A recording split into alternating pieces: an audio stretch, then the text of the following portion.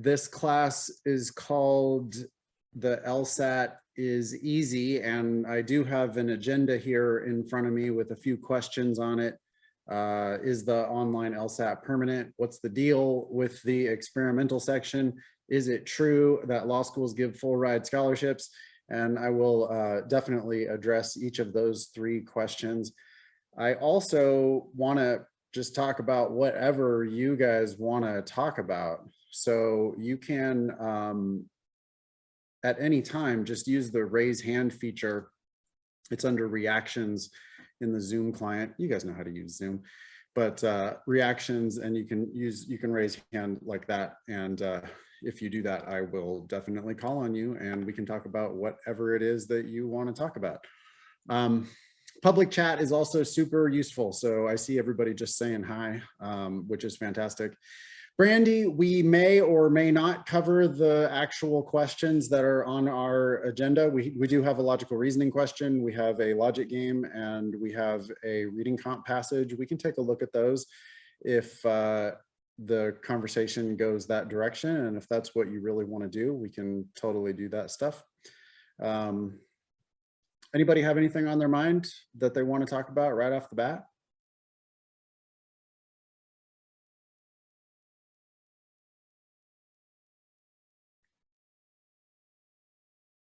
Not all at once now, come on.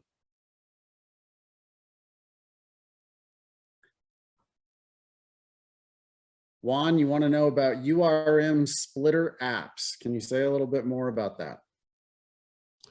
Yeah, more so how it differs for a URM looking at ED at a particular school with a like 90th type percentile score. Does ED play a factor in those apps for splitter URMs, or? I think you're overthinking it. I would recommend everybody go to lsatdemon.com/scholarships. lsatdemon.com/scholarships. If you're URM, you should check the box for URM, but that tool does a damn good job of predicting not just admissions, but actually scholarships. And the only information you put into that tool is LSAT, GPA, and URM, yes or no.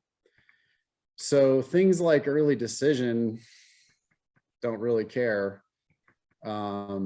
We tend to steer people away from early decision programs just because they tend to be kind of scams. There's a couple different types of scams. Binding early decision programs, unless they come with a full ride offer, which some of them do, but many of them don't, binding early decision programs are kind of a ripoff because you're declaring to the school that, I mean, you're signing a contract with the school telling them that you won't go anywhere else.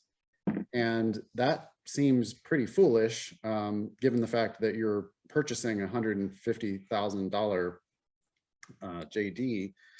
And if you're telling them that you have forsaken all others before you ever even negotiate over money, then they have no incentive to give you a scholarship. So early decision, when it's binding, is a scam. I would never apply early decision binding really anywhere. As far as then there's a lot of early decision programs that are like, oh, our early decisions, it ends in May 1st. Where you apply by May 1st, and that's our early decision window.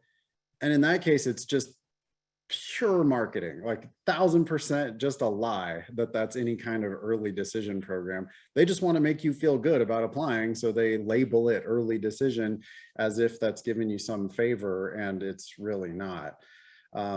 I do want you to apply early. And if you apply really early, like we advise everyone to do, then you will get decisions early. I mean, last year, we had people getting scholarships in September for the next September. In September of 2021, people were getting offers for the class that starts this September 2022 because they applied early, they applied broadly, and they applied with the right LSAT score. And that's where full rides come from. So definitely follow our advice, but that doesn't really involve early decision programs. For Alicia, got a hand up. Hi. Hey. I also had a question regarding the early admissions because I listened last night to a podcast I think you did 6 months ago or something like that. Okay. So thank you for addressing that again here. My other question for you is, LSAC, they take your, I guess, your GPA, because I had my GPA, my transcript from my undergrad, but I'd also taken classes like either over the summer. There was a point when I had to leave undergrad and, attend another, school. I submitted all of my transcripts and I was shocked at the average that they came up with. And so I was going to follow up with LSAC and look into that. I sent them all of my undergrad transcripts, but I also sent them my graduate transcripts. And I understand that they won't even factor that in. I got to interrupt you. We talked about this on the show that I believe aired yesterday. Ben was doing live research on the LSAC website. It says explicitly on the Law School Admission Council website that any grades after you get your first bachelor's degree do not count. Yeah. So your graduate grades don't matter. And even extra undergrad classes that you took after you were granted your first degree, those grades do not count for your GPA. Right. So those were transcripts for classes that I took while I was pursuing my undergrad.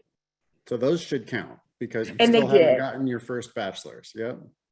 Yeah. So those did. The thing is, when they averaged them out, I don't understand the calculation that they're using to determine what this cumulative GPA is given, I don't think I can help you with that. I'm sorry for Leisha. That sucks that you have a lower GPA than you thought you were going to have. I will tell you, so there's a few things you can do. You could certainly call LSAC and ask questions and make them explain it to you. You potentially could call these undergraduate institutions and get them to remove grades from your record. We were talking about it this morning. I got an email from a student who she went back like 10 years ago and got a school to take an F off of her transcript because she was hospitalized during the final exam. That was her reason. I was hospitalized during my final exam for this class I took 10 years ago. I never bothered at the time, but now I'm applying to law school and this F is really killing my application. Can you take this F off my transcript? The undergrad institution did that for her. And so she was able to get that old grade expunged just by asking. So that's one thing that you could do for Alicia is you could just start calling and just start harassing everybody who had anything to do with any of those transcripts and see if you can get some of those old grades taken off your record. The third thing you can do, and this is the most important thing, and this is the thing that all y'all need to do, you need to get the very best LSAT you can get. Lots of times the ship has sailed on our undergraduate GPA and that sucks, whatever. We have to control the things that we can actually control. To the extent that you can get people to change your old grades, cool, you can control that. You probably can't convince LSAC to recalculate your GPA in some other way. Maybe you can. I would love to hear about it if you're successful. If not, okay, nothing you can do there, but everybody can improve their LSAT. I'm sure about that. And that's where you should just be getting better a little bit every day. You should be working on the LSAT a little bit every day. Yeah, and I think what shocked me the most is that when I calculated using the Demon, the scholarship calculator, using their LSAT, I'm sorry, their GPA number, plus my goal LSAT number, it totally changed the landscape in terms of potential scholarship opportunity. Yes, the right LSAT will cover up for a world of undergraduate sins. So definitely get the best LSAT you can possibly get. All right, I'm going to move on to Zoe. Thank you. Hi, Nathan. Thank you for taking my question. It's also in the chat. So I'm a mid-career professional, and I have just recently been aware of and started looking into executive programs or like 2-year programs. I would like to know your opinion and if there are any general pros and cons that maybe I'm missing, getting a skewed perspective from the admissions folks. And I have a few schools in mind if that matters. You're definitely getting skewed information from the admissions folks. They do not have interests that are aligned with yours. They are selling a very expensive product, and their job is to get you to apply. I mean, their job is to get your money, basically.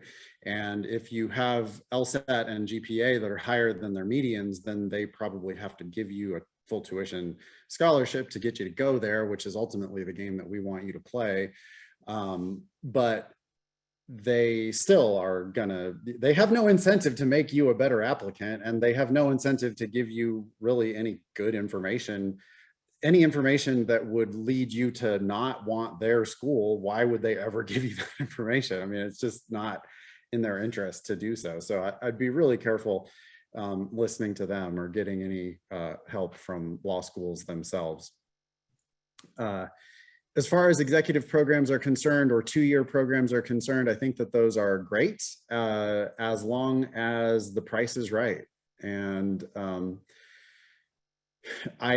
they're small enough and they're new enough that I haven't yet heard of people getting money for 2-year programs or for executive programs, but I see no reason why you wouldn't, unless maybe if your numbers, get reported separately to the American Bar Association, then it's possible that they have no incentive to give you a scholarship. So you would want to find that out. I know that for some schools, the scholarships will be less for part-time program, and for other schools, the scholarships will be more for part-time programs.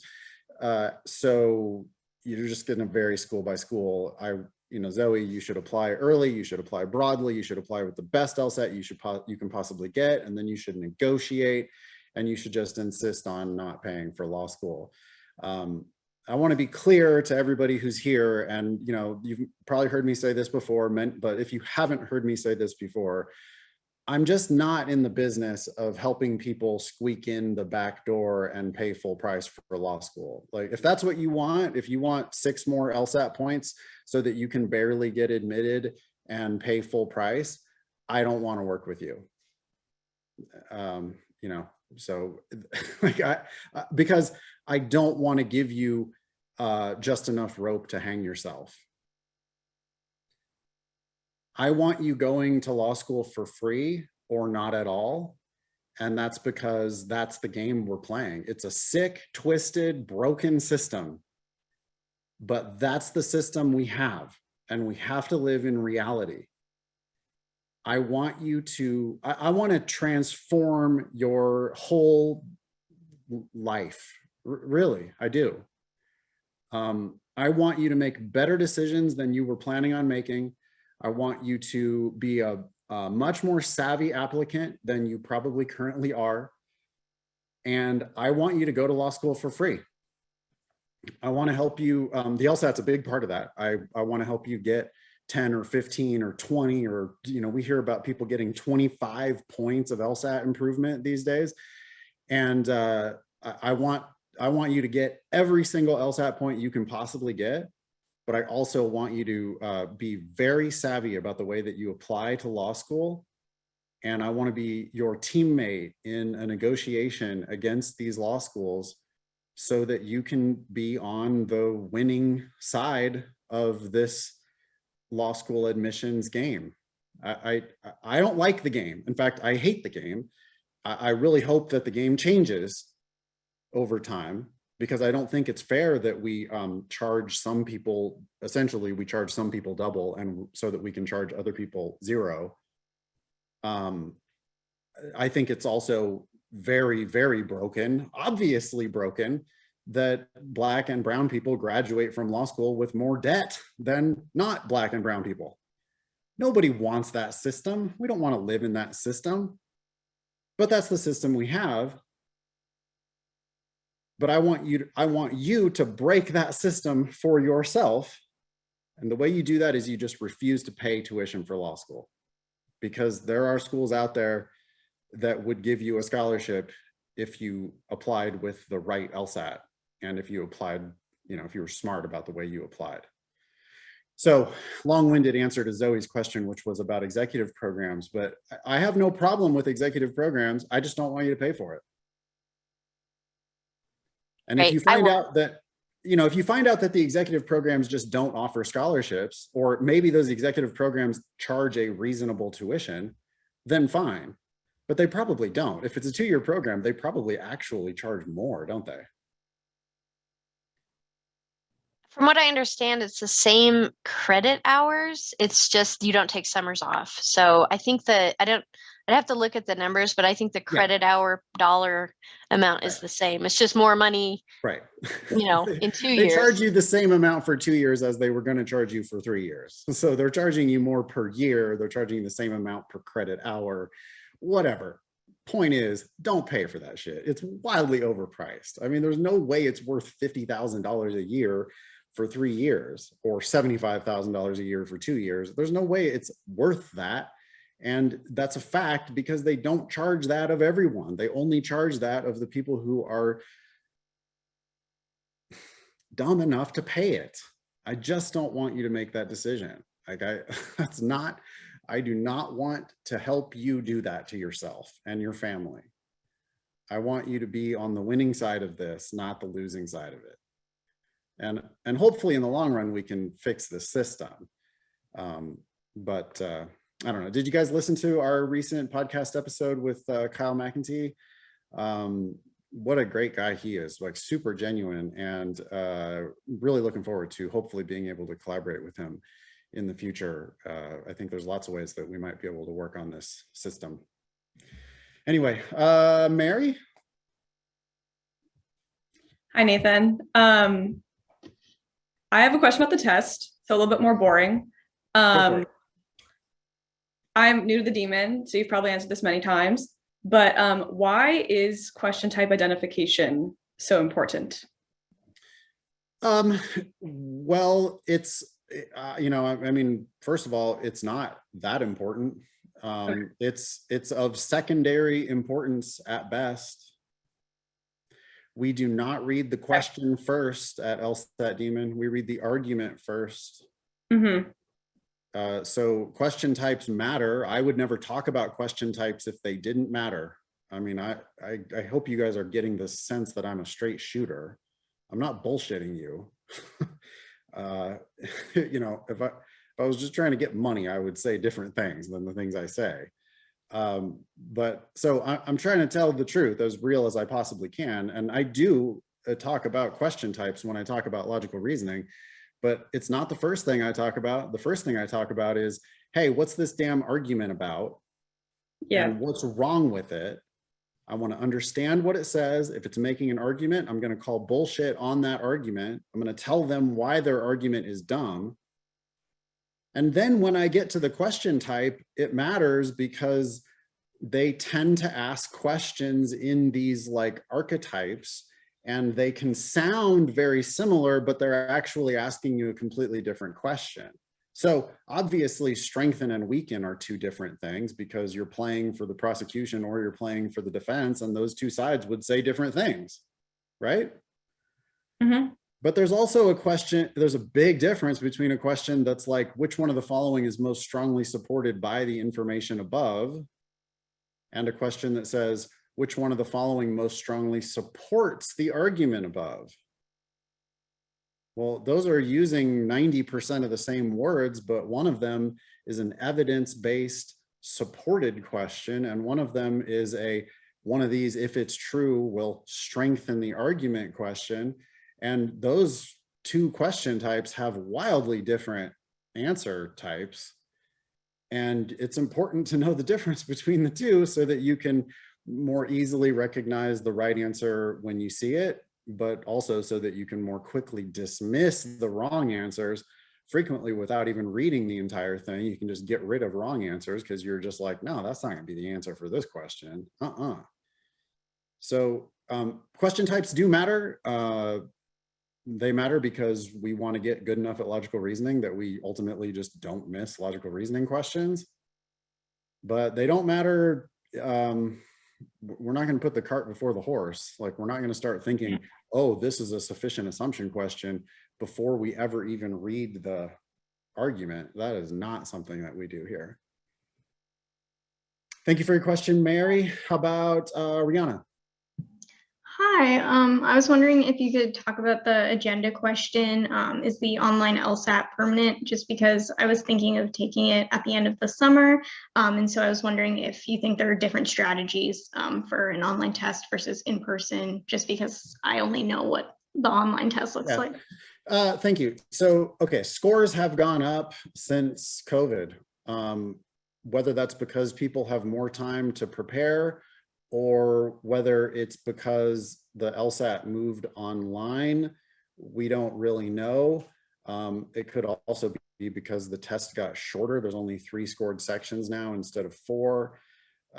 All evidence indicates that the online LSAT is here to stay. I think that LSAC announced recently that it was going to be online at least for the next year or something like that.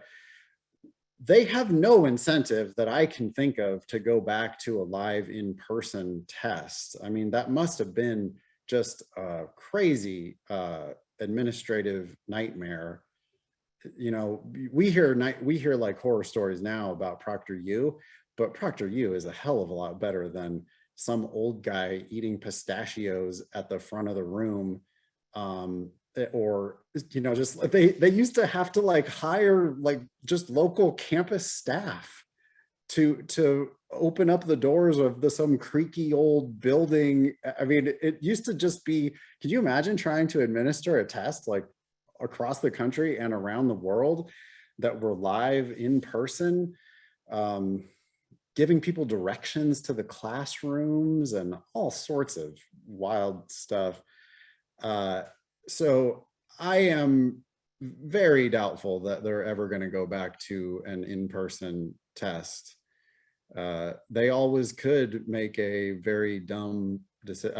It just, I don't know. It doesn't make any sense to me why they would not just keep it online. I mean, COVID happened and they all of a sudden started offering the LSAT online in like 2 months. So they jumped on that pretty quickly, and they have not given any indication to me that they're ever going to go back. I think it's better for students. You get to take it at home. You don't have to line up outside in the cold, waiting to get into some unfamiliar classroom.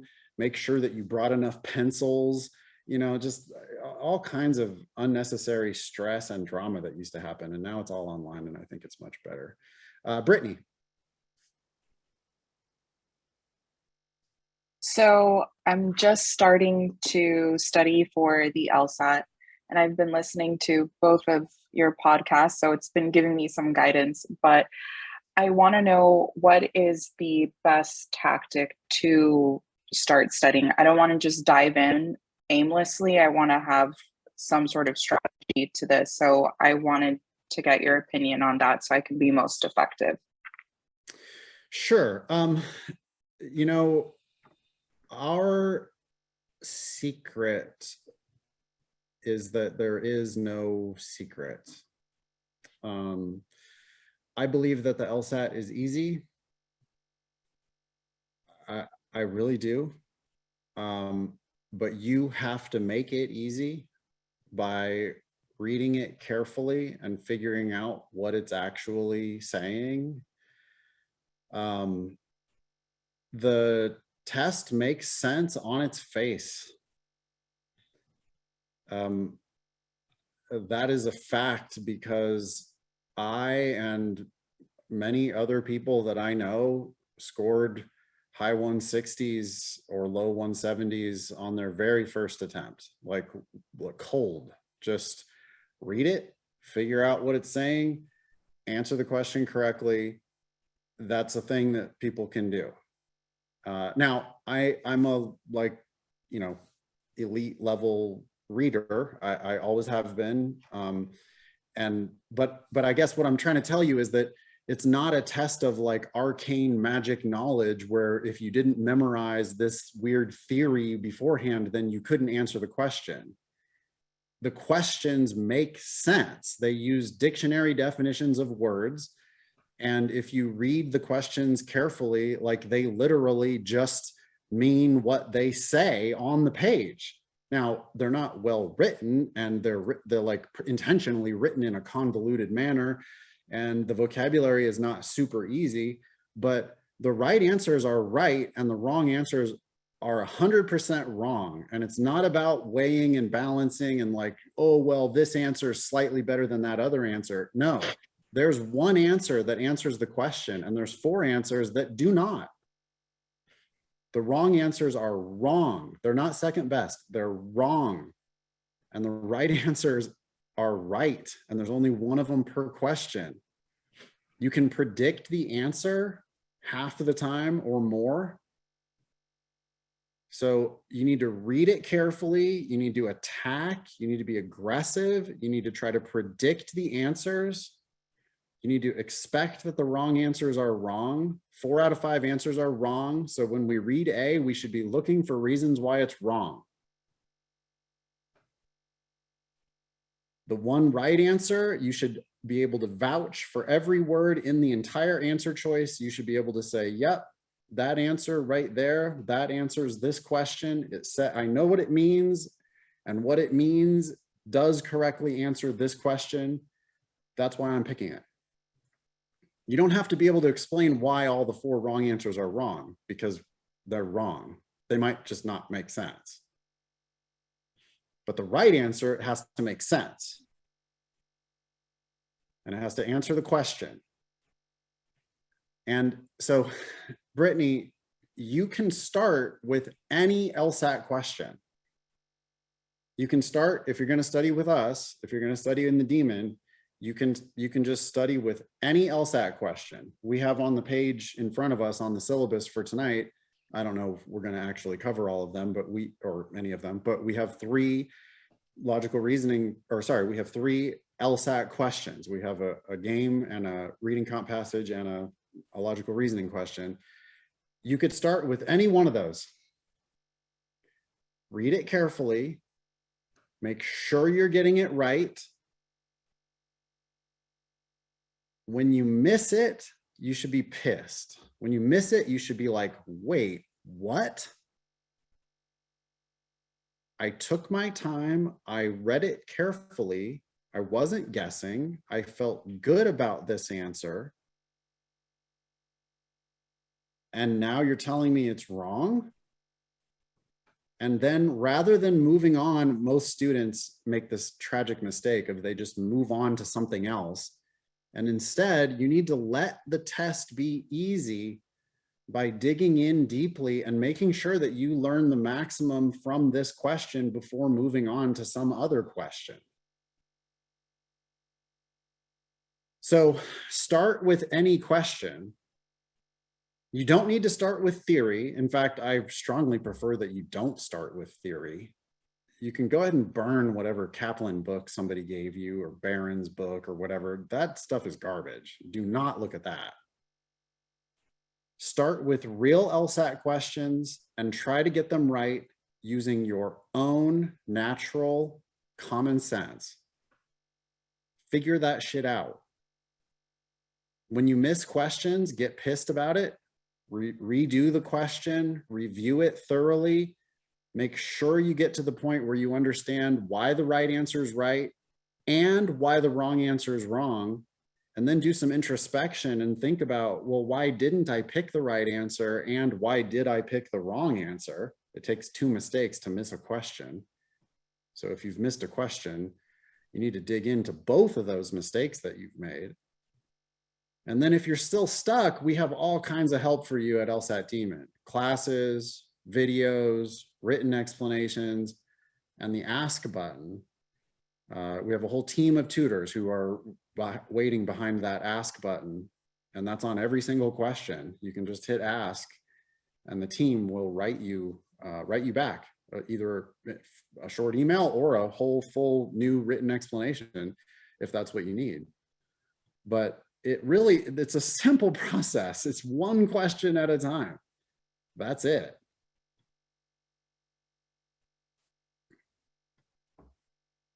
Oh, Haley's here as well from Lsat Demon. You see her in the chat. So we've got Abigail and we've got Haley. You can talk to them directly, or you can interact with them in the chat. Yeah, I had to call in backup because I was getting a little bit overwhelmed with questions in the chat. Yeah, it's a big group. Big group.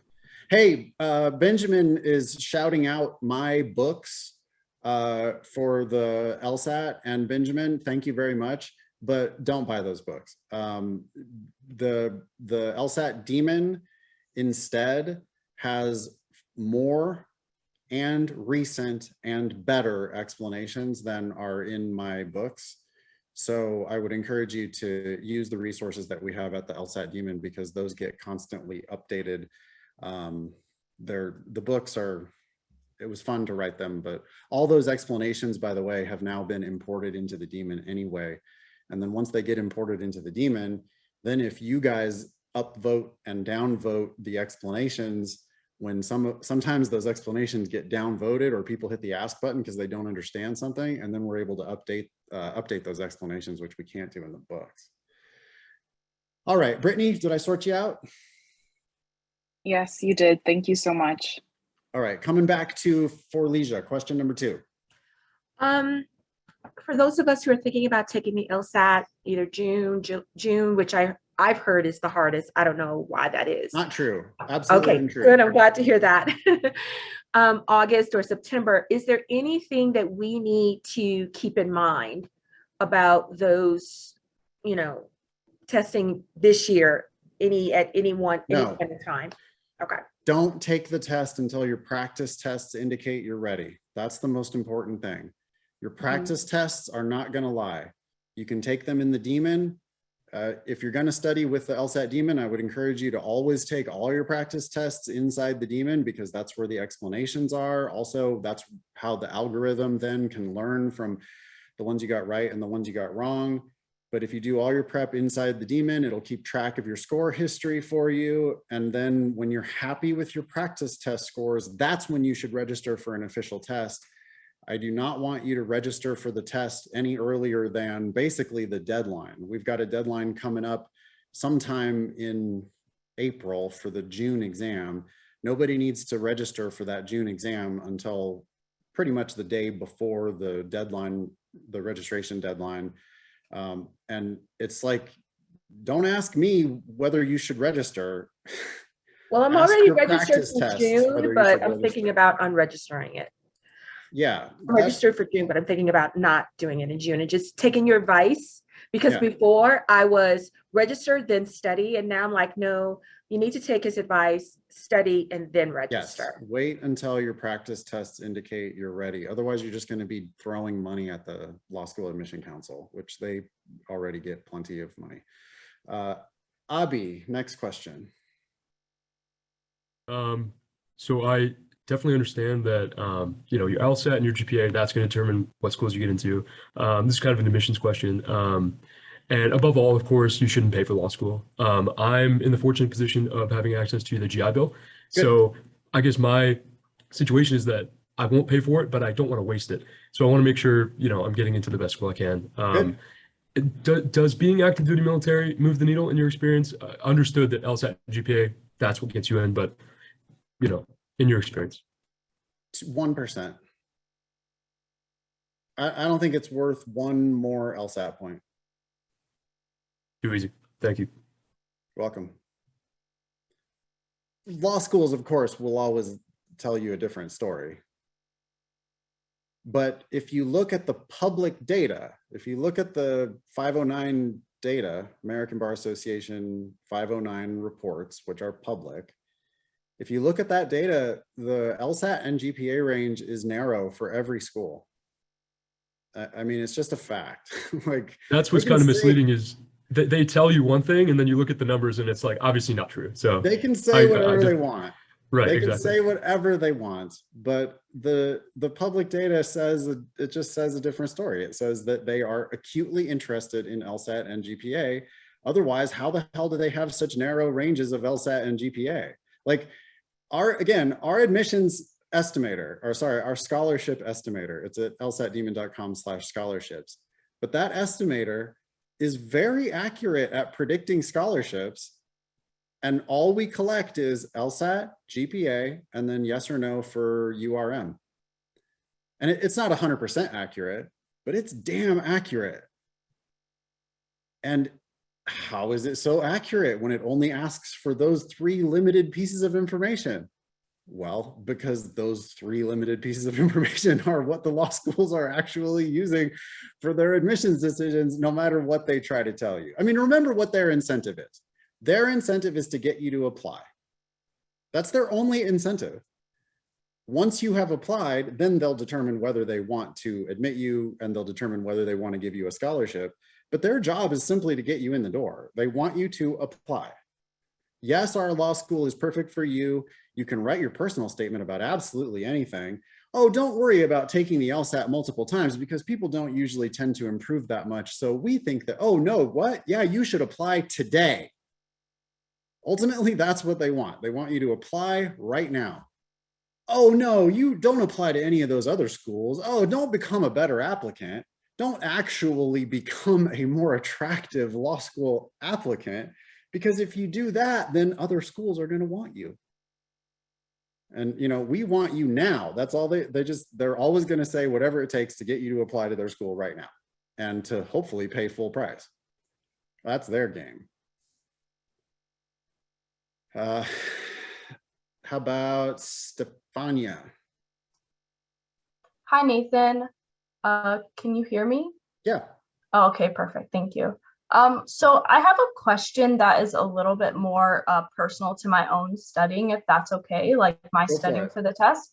I'm pretty consistently on my practice test getting through 3 logic games and 3 reading comprehension passages. And I know that I've listened to a lot of your guys' stuff, and your advice is generally with that type of stuff to just keep spending time understanding questions and understanding why you're making the mistakes that you're making. And Yep. I was wondering if you think with that type of pattern of consistently getting through about 3 games and 3 reading comprehension passages, if there's anything else you can think of that I could be working on specifically. Well, specifically, you need to get better at games. I mean, like reading comp, you know, sometimes people do get like limited where 3 passages is all they're ever going to reasonably do in 35 minutes. But that's not true for games. I want you to be perfect on the logic games. So you would say spend more time there, and Yes. And you would say that it's probably not like a common thing between the 2, like in terms of timing or something like that. The one has nothing to do with the other. They're wildly different beasts. They do not look the same. You do not do them the same way at all. There's no correlation between the 2 sections. No, those are 2 totally opposite. Right now, you happen to be at the same level in both of them, but that's just randomness. There's no reason why they don't affect each other. Games is the section that gives most people the hardest time when they first start preparing. Games is also the section on which it is easiest to improve, and the section that most people score perfectly on if they're going to score perfectly. Games is the section where people are going to score 0. If they're going to score 0 anywhere, it's going to be on the games. Also, games is the section where they're going to score 100%. If they're going to score 100% anywhere, it's probably on the games. And I've seen people go from one extreme to the other. I like to say that logic games is the place where the test is, they're testing how hard you can work. And that's because these puzzles are unique to the LSAT. We don't really see these types of logic puzzles anywhere else in nature. They're specifically designed for the law school admission test. We have 400 of them to practice with. And I know that that sounds like an awful nightmare for a lot of you, especially those of you who are just starting off. But I promise that by the end of your prep, if you do what we ask you to do, you'll be so good at the games that you'll actually look forward to doing them. Many people go from games as their worst section to games as their best section. I did. And many of our students do. And a couple people in the chat are chiming in and saying that they did it as well. And so Stefania, if you're at 3 games, you know, you've still got a full game to improve. I would look at that as a huge opportunity to demonstrate to the law schools how hard you can work by doing every logic game that ever existed, if necessary. If you're not willing to do that, then okay, you're not willing to do that. Your competitors are willing to do that. And you just have to be okay with the fact that other people are outworking you. Does that make sense? Yeah, it does. Thank you. Thank you so much. Yeah. How about Treasure? Okay, so is this just open-ended questions about the LSAT and stuff? Yeah, go ahead. Okay, so my quick question is, I just have an average GPA and I just plan on applying to average law schools. Do I still have like a chance to being accepted if I get an okay score? Because I know they say they don't care that much about their holistic approach and it's not just GPA and LSAT, but obviously that's not true because I did apply to one school last year and I got a denial letter, but after I started using LSAT, my score did jump by 12 points. And I was like, okay, I want to like try to practice even longer so I can get my score even higher. Yeah. So it's like, I want you to get greedy though. I want you to plan on getting a full ride. I just don't want you to just get in. If you just get in, I feel like that's the worst thing that ever happened to you. Like you're going to just get in and you're going to incur a lifetime of debt. I mean, a house that you can't live in. When I graduated from law school, I had my monthly payment on my student loans was more than my rent in San Francisco. And I just don't want that to happen to anyone else. Like it's a disaster. Now, it worked out fine for me, but that's because I started a successful business and was, you know, I was able, no thanks to law school, but I was able to get out of my law school debt. My mission in life is to prevent people from going into that same amount of debt because you just don't have to. Treasure, I want you to go to lsatdemon.com/scholarships. And I want you to put in your GPA, whatever it is. And then I want you to play with various LSAT scores and keep doing that until you find schools that you would go to that would give you a full ride, because I'm sure they're out there. I love that you're saying you want to keep practicing and keep going and get a better score, because I think you can change your life. I think that you can avoid a lifetime of debt if you follow our advice. Get as good as you can get at the LSAT, apply early, apply broadly, and go for free.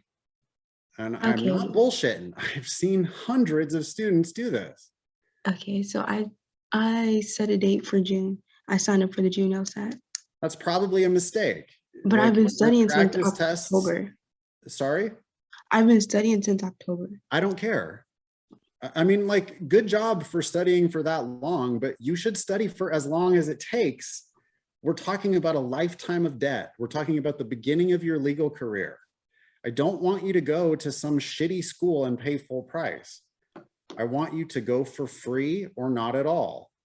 Once you can go for free, then I want you to go to as good of a school as you can go to, because this is the foundation, the very beginning of your legal career. And the amount of time you've spent studying up to this point, or the $200 that you've already paid to sign up for a test, those are sunk costs, and they are costs that pale in comparison to this gigantic investment that you're about to make. There's just too many extra zeros on the end of the thing you're about to do. And so I just don't want you to go through that until you get to point where your practice tests indicate that you're actually ready. Okay, I have two more questions. I'm gonna be really quick because I don't want to be selfish. On the Lsat Demon, the logic games portion, my questions are kind of repetitive. Is it because I'm still not getting better at it, or is it because I have the basic package? Do you have basic or do you have free? Basic, like I pay like $75 a month. Okay, so yeah, if on basic, I mean, you should have thousands of questions available to you. So I don't For just think that you should logic be, games? for games, you should have a couple hundred or more logic games. Why don't you take care of that with Abigail and Haley in the background? People are complaining that I haven't done any actual LSAT questions, so I am going to do this one logical reasoning question to see Okay, if sorry. that satisfies the crowd. Here we go. Everybody click on this question from Test J, section 2, question 4. And I'm just going to show you how I would do it in real life. Okay. I haven't seen this question in forever, so it's not like I remember the answer or anything. First thing we're going to do, we're going to attack the argument.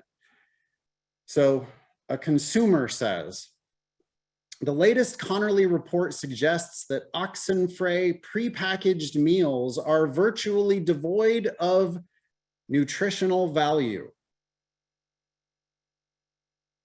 Okay. I'm willing to believe that most prepackaged everything is virtually devoid of nutritional value. That's not that much of a surprise to me. What about it? Well, but the Connerly report is commissioned by Danto Foods, and Danto Foods is Oxenfree's largest corporate rival, and early drafts of the report are submitted for approval to Danto Foods' public relations department. Okay, so you're suggesting that maybe this report was biased? Is that what you're about to say? Because of the obvious bias of this report, it is clear that Oxenfree's prepackaged meals, wow, really are nutritious. Okay, that's some bullshit right there, y'all. That's typical for the law school admission test. On the logical reasoning, they present you with arguments, and the arguments are mostly bad. Probably 90% of the arguments are outright flawed or at the best incomplete. Maybe 10% of the arguments are actually valid, where the evidence does in fact add up to the conclusion. This is not an example of one of those. Matter of fact, this is an example of the former, where this argument is outright flawed. Just because you're biased does not mean that you're wrong. So that's one of the flaws in this argument. Like, sure, they're biased. Absolutely, they're biased. But they can be biased and tell the truth. Just because you're biased does not force you to lie. It is entirely possible that they did a real study, and that study definitely showed what they claim it showed. So the first flaw that I spotted was, just because you're biased doesn't mean that you are wrong. But then the argument went on and it committed a second flaw, and they didn't do it until the very end. But at the very end here, they said, it's clear that Oxenfree's prepackaged meals really are nutritious. Which, if you think about the argument that they're making there, what they're saying is, you guys did a biased report saying that we're not nutritious. And because you did a biased report saying that we're not nutritious, that proves that we are nutritious. Which, what now? Somebody did a bad argument against you being nutritious, and that somehow proves that you do have nutrition? How's that possible? So the first flaw here is the flaw of assuming that just because someone is biased, they are lying or wrong. The second flaw here is the flaw of going a step too far, basically taking an attack on someone's argument as proof of the opposite of their conclusion. You can call it the flawed argument flaw. I don't know. It's a pretty common flaw, actually. You said that you were going to get there this way, but you can't get there that way. Therefore, that proves that you're never going to get there. That's a flaw, because even if they can't get there the way they said they were going to get there, they could still get to the destination some other way. Anyhow, all that would go through my head in 12 seconds, honestly, because these flaws tend to repeat themselves. These arguments are bullshit in predictable ways. They just do the same kinds of things over and over, which is why it's so important that you thoroughly review every mistake you make. You know, you can't leave here today without fully understanding this question, because if you do, you will have wasted your time. Understand this one fully, then move on to the 4,500 other logical reasoning questions, or 5,000 other logical reasoning questions that we have to work on. The question says, the reasoning in the consumer's argument is most vulnerable to criticism on the grounds that the argument what? We call this a flaw question. Flaw questions are descriptive. I think about flaw questions in two parts. Did they do it? And is it a problem that they did it? So before we pick an answer, we must be able to say, yes, they did this thing, and it's a problem that they did it. Now, I already have a prediction. In fact, I have two predictions that came from my attack of the argument. Just because you're biased doesn't mean you're wrong. Disproof of their argument doesn't prove the opposite of their conclusion. That's two flaws that you've made. And one of those is probably going to be the answer. But when I go into the answer choices, I'm going to be able to dismiss anything that they didn't do or that they did do, but it's just not a problem that they did it. This is where I get to go fast. I'm going to take all the time I need to take to understand the argument and to attack the argument. I'm going to take all the time I need to make good predictions. That's what enables me to just blaze through the wrong answer choices. A, did it treat evidence that there is an apparent bias as evidence that the Connerly report's claims are false? Absolutely, yes, it did. Just because you're biased doesn't mean you're wrong. They could have made this a harder question by testing that second flaw, which was also present in this argument. But the first flaw was clear. Just because you're biased does not mean you're wrong. They did what A is describing, and the answer is A. B, draws a conclusion based solely on an unrepresentative sample of Oxenfrey's products. This is not a weakened question. If it were true that they had used an unrepresentative sample, then this argument would be in big trouble. But we're asked to pick an answer that describes something that they did. And I can't prove that they did what B is describing. How do I know that they used an unrepresentative sample of their products? I don't know that. The record does not show that. We can't pick B. C, fails to take into account the possibility that Oxenfrey has just as much motivation to create negative publicity for Danto as Danto has to create negative publicity for Oxenfrey. Well, I suppose they did fail to take that into account. They didn't talk about it. So we could say that they failed to take it into account. But why did they need to take that into account? That's not even what we're talking about. Who gives a shit whether they also have bias, a motivation to put out bad information in the other direction? That's not even what we're arguing about, whether this report is valid or not. Whether they have some bias to produce propaganda of their own has nothing to do with that. D, fails to provide evidence that Danto Foods prepackaged meals are not more nutritious than Oxenfrey's are. Again, I guess that they did fail to provide that evidence, but why did they need to provide that evidence? The conclusion of the argument has nothing to do with Danto Foods' actual product. This argument is about a report on Oxenfrey and whether Oxenfrey has nutrition or not. D's about a totally different product. That is not what we're talking about.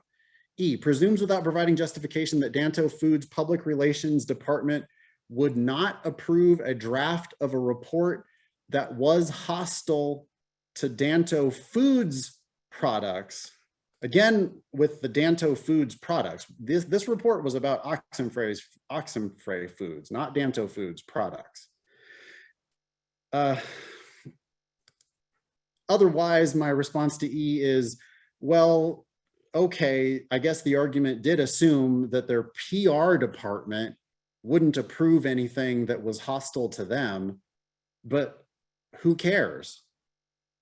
Like, that's fine. I'm willing to grant that their PR department wouldn't put out anything that's hostile to them. So what? This report was not hostile to them. This report was hostile to Oxenfree. And what now? The test is easier than you think. The answer is A, and it was entirely predictable way before I started looking at these answer choices. The reason why you guys are slow is because you don't take enough time to attack the argument and find that flaw. Instead, you go straight into the answer choices and then you spend forever trying to understand and compare wrong answer choices to one another. I predicted A before I ever even read it. The second I read it, I knew that that was the answer. And then it would have just been like, nope, nope, nope, nope on the wrong answers. I pick A and I'm moving on. So that's that question. All right, what's next?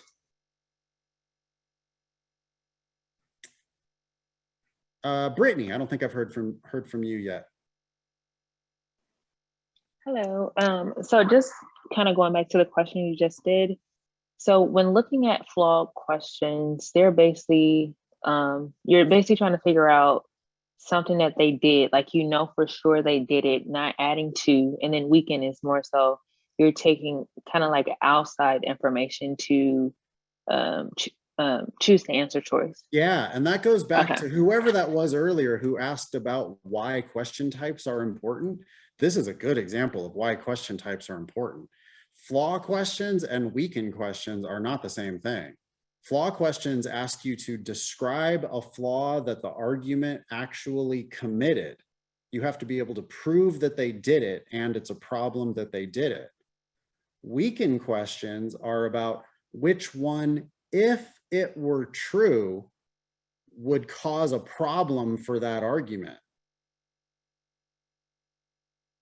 And that's a big difference because there's a burden of proof that's on you when you pick the answer for a flaw question. You got to be careful, like, well, I can prove that they did this thing. On a weaken question, there's no such burden of proof. On a weaken question, it's just like, well, one of these 5 answers, if it's true, I'm going to assume that all 5 of them are true. And one of these questions, if it's true, is going to put them in a real bad spot. I don't have to be able to prove it. I don't have to be able to go to the record and say, well, the record shows that they did this thing wrong. That's a flaw question. So weaken questions and flaw questions, even though you think they're similar, they're totally not similar. And they tend to prefer different types of answers. Flaw questions tend to prefer weak wording because you have to prove that they did it. So something that says sometimes or maybe tends to be a better answer on a flaw question. Weaken questions, you get to assume that they're true when you pick them. So weaken questions tend to prefer stronger wording. It's like, which hammer is the biggest, heaviest one to bash this argument with? I don't have to prove that this answer is true. I get to assume that it's true when I pick it. So that's a big difference between those two question types. I only have 1 minute left, so I can't take any more questions. In fact, I have 0 minutes left. I have a class that starts right now for Lsat Demon Live subscribers, and I don't want to keep them waiting. So I believe Haley's going to hang out for a minute and finish up any conversations that she might be having with you here. Abigail and I are going to go over to my class on the other side. Thanks, everybody. Thank you so much for being here and trusting me to give you some LSAT advice. I hope it was helpful. I'm Nathan at lsatdemon.com. If you want to give me any feedback, you can also give me feedback right through that syllabus page. You can hit the stars and you can write whatever you want. Anyway, thank you, and I'll talk to you soon. Good night.